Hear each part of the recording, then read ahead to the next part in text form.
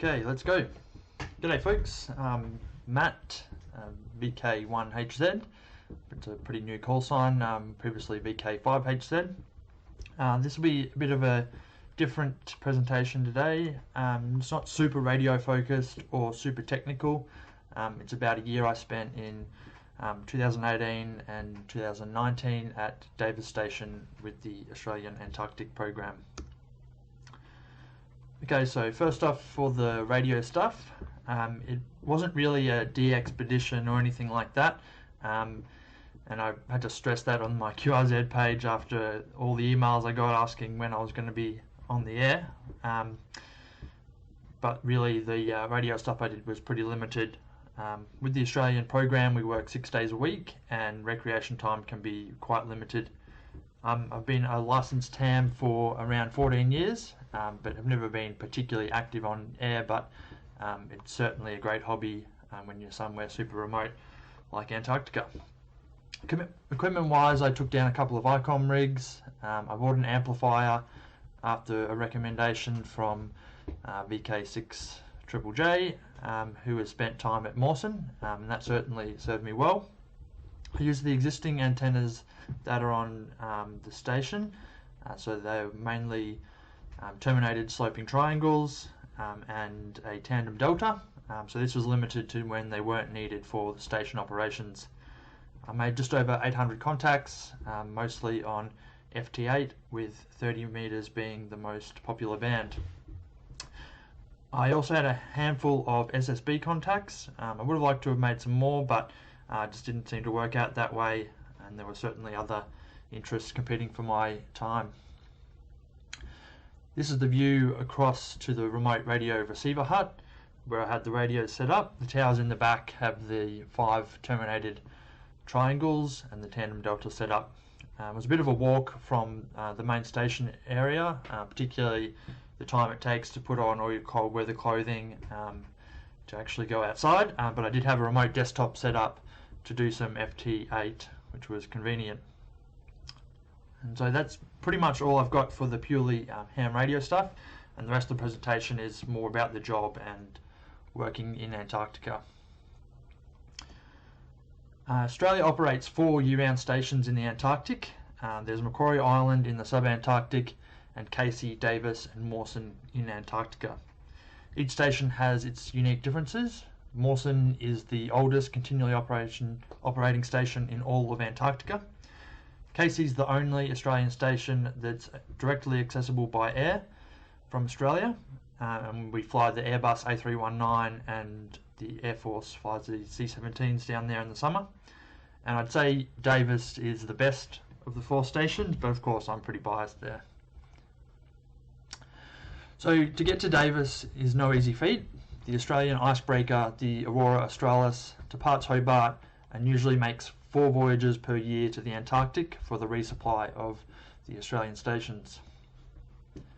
The ship's now 30 years old and is actually being retired from the Australian program, but nonetheless it's still a very capable icebreaker and science vessel. The ship has a number of sensors that collect data on the voyage, and it's fitted with biological, oceanographic and meteorological laboratories, so it certainly contributes to the science. The journey takes 12 to 14 days, and naturally as you head south it gets colder and colder, and eventually you start to see ice. Satellite imagery is used each day to show the location of large flows of pack ice, as breaking ice can be quite slow and it's pretty inefficient. It's really only the last few days of the voyage where we were in thick ice and breaking our way into the station. So after a couple of weeks the ship arrives on station and parks up in the sea ice, and the resupply gets underway. They aim to get the ship within 2 kilometers of the coast. This is the most efficient for conducting the over ice resupply, where a year's worth of food, fuel and equipment is brought ashore on trucks driving across the sea ice. The ice here in this photo would be around 1.5 meters thick. The resupply gets underway, and in addition to the trucks bringing food and equipment ashore, A hose is laid across the ice, and around 1 million litres of special Antarctic blend diesel is pumped to the station to keep the lights on and buildings warm for the next 12 months. Davis is located in the Vestfold Hills, which is the largest ice-free area in Antarctica. This makes it unique and also has the benefit of stabilising the climate to some extent. At Davis, we don't really get strong katabatic winds coming off the plateau. So for an example, in 2019 at Mawson, they had around 80 blizzard days, whereas we had less than 5. So Davis has the nickname the Riviera of the South. It's not quite what a lot of people picture thinking of Antarctica being super rocky, but certainly in the summer there's not much ice and snow about, as you can see here. The station is of course completely self-reliant for the 12 months between resupplies, with its own food stores, power generation, wastewater treatment and water supply. Water is a precious resource in Antarctica. Not only is it quite hard to make, it also takes a lot of energy. Davis gets its water from a desalination plant that can only run for around 2 months of the year. So outside of that, the water is stored in 2 600,000 litre tanks. Showers are limited to 1 metre of water usage per day, so it's certainly a good exercise in conservation. Additionally, all the services that we have on hand here in Australia have to be undertaken by expeditioners on station. So we've got roles like the fire team, search and rescue, hydroponics, lay surgical assistant. So this is Luke there, he's a DESO but also scrub nurse. Brewing team, and a role that everyone does is the slushy, where you're rostered on for a day to help out in the kitchen. Other roles are electrical officer, flag officer, librarian, postmaster, amenities officer, yearbook editor, sea ice monitor, so there's really never a shortage of things to do on station. Davis can house up to around 90 expeditioners in the summer and reduces down to just 19 essential personnel for the winter, which is February through to November. The buildings are balmy 18 degrees inside and are really quite comfortable. We've got a bar. This is the lounge with pool table, table tennis, darts. There's a library, cinema, board games, so certainly plenty of opportunity to socialise. There's also a well-equipped gym and sauna. As we only have one resupply, everything is kept in a large store with not only the food we need for the year, but all the essentials for the different trades to keep things going. If you haven't got something, you kind of have to make do. Throughout the summer, there's a lot of aviation that gets people and equipment out into the field. We had 2 helicopters for the summer which come down with us on the ship. Fixed-wing aviation is also used with the Basler and Twin Otter ski-equipped aircraft which come down from Canada, and they're used to transfer expeditioners and equipment between the different stations. At the start of the summer, the planes can land on the sea ice right out the front of the station, and that's grooming the sea ice runway out the front. And later in the season, when the sea ice deteriorates, they land at Whoop Whoop, which is up on the plateau, the Davis Plateau ski landing area, and then they get transferred back down to the station by helicopter. Hiking also plays a big part at Davis, and all the best spots are really only accessible by foot.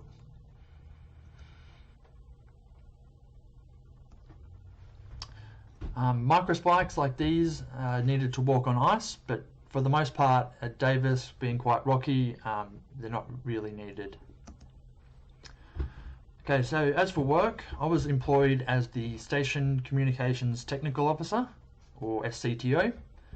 In the summer, the comms team's made up of a couple of radio operators, an IT technician, and the comms tech. In winter, it's just the comms tech, so you really have to be able to do a bit of everything.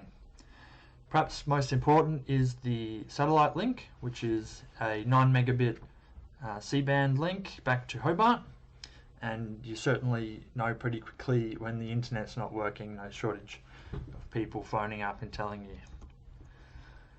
We also look after antennas and mast. The comms tech and the met tech are both trained in tower rescue, so we help each other out whenever one of us has to do a climb. Look after cabling, including fibre optic, coax and structured cabling. And radio maintenance. This is the main repeater used, the Spectra MX921. Really great repeater because it's super low current, less than 60 milliamps standby current, and really makes it ideal for remote use. This is the main field repeater up on Tarbut Crag. A wind generator, you can see on the left there, is used, as well as solar, because of course in the winter don't really get much sun. HF radio is also used mainly for aviation, but it can be used for contact with field parties. These are the Barrett high power 1 kilowatt 2075 units. For VHF comms, we use the Marine Band, which maintains interoperability with other nations and programs. GPS and radar is used on some of the vehicles, so you can safely navigate in a blizzard.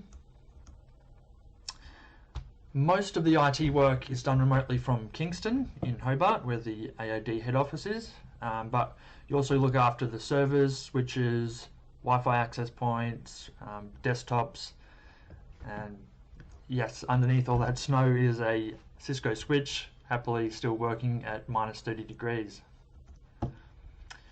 Field huts all have VHF radios, and we do twice daily skeds with all the field parties.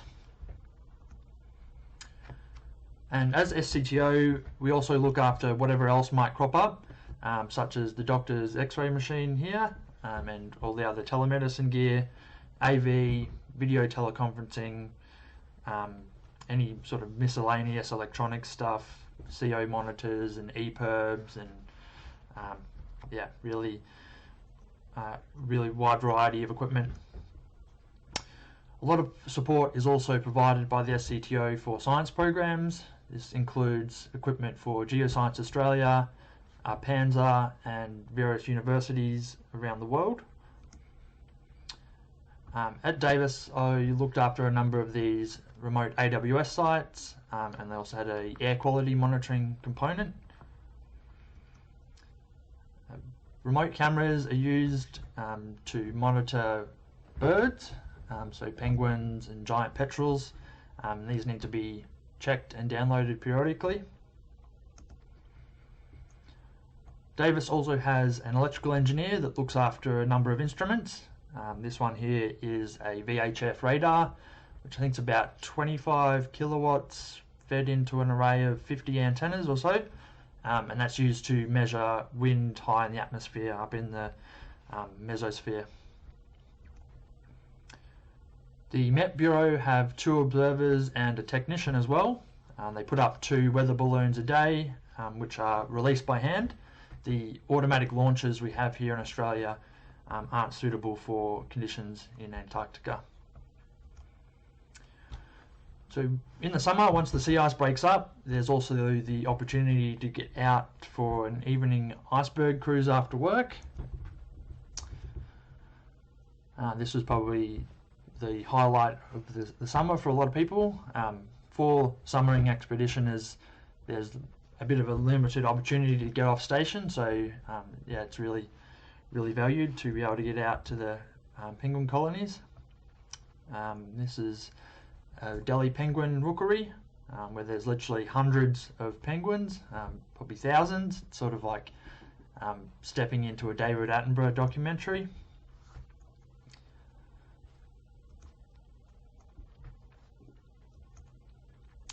These are the Adelie chicks, so they're born around December, and yeah, there's heaps and heaps of penguins. You do also get the penguins coming right into station, but they're really in these large groups down in the rookeries. The crews also went through the icebergs and up to the Sawsdell Glacier, which sort of borders the station to the south. So the summer season ends around February, and the ship comes back, and all the summer expeditioners head back to Hobart. So this left just 19 expeditioners on the station for the next 9 months, which is a pretty surreal feeling when the ship sails off and you look around and these are the people you're going to be with no way in or out for the next 9 months. So in the winter, the sea ice slowly reforms, and around April it's thick enough to start travelling on the sea ice. For me, this is sort of when the winter really comes to life. The sea ice and the fjords become a sort of pseudo-highway system to travel around the Vestfold Hills.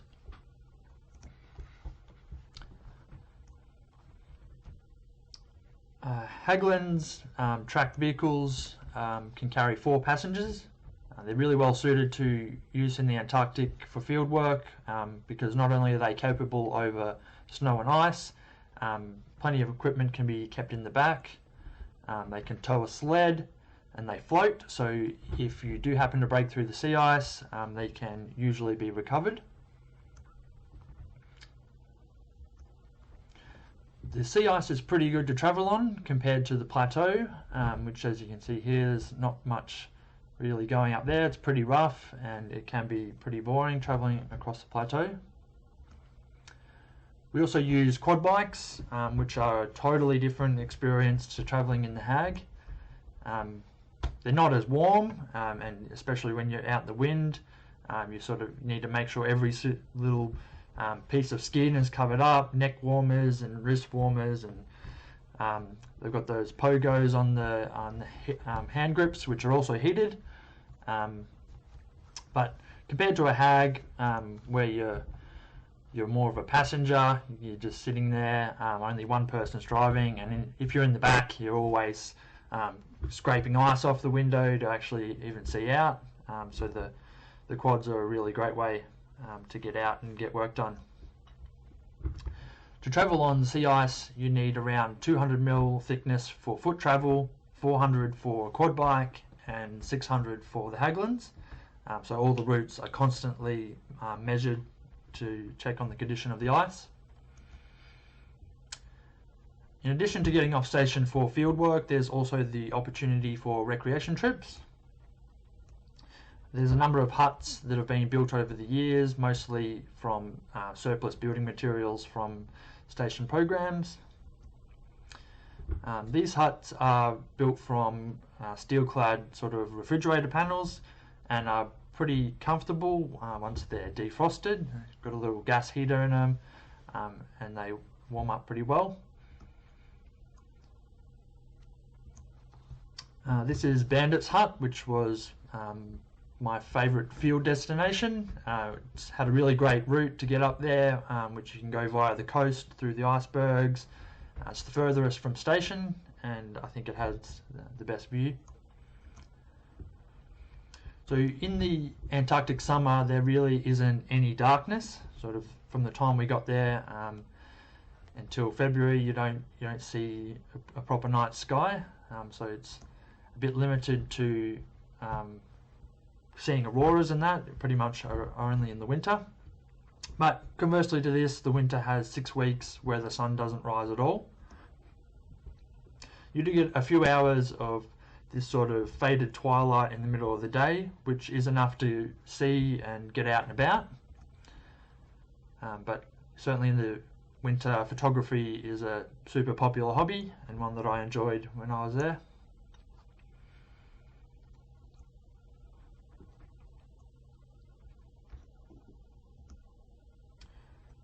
Frozen hands and standing out in the cold can be challenging, but it's certainly worth it for the magic of the aurora.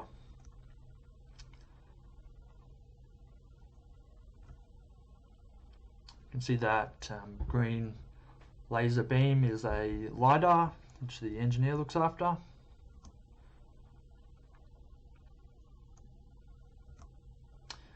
So eventually the sun returns, and so does the wildlife. Along with the penguins, there's also Weddell seals and elephant seals. And towards the end of the winter, the Weddell seals have their pups, which is a sure sign that the winter is over and the ship will soon be back to start a new season. One of the great things about doing the winter is seeing the full cycle of wildlife come and go, including when the ship returns in November with some familiar faces. A lot of people go down year after year, and especially those summer roles do the same role every other year or so. And you also see all the new folks who are ready to do the handover and get stuck into work and continue the legacy. So hopefully that gives some insight into the experience, though it doesn't really do it justice. If anyone is interested in working in Antarctica, I'm more than happy to have a chat, and of course any other questions that you might have. I think the Australian Antarctic program really is something that all Australians can be proud of, and it's been my pleasure to share the experience with you. Thanks.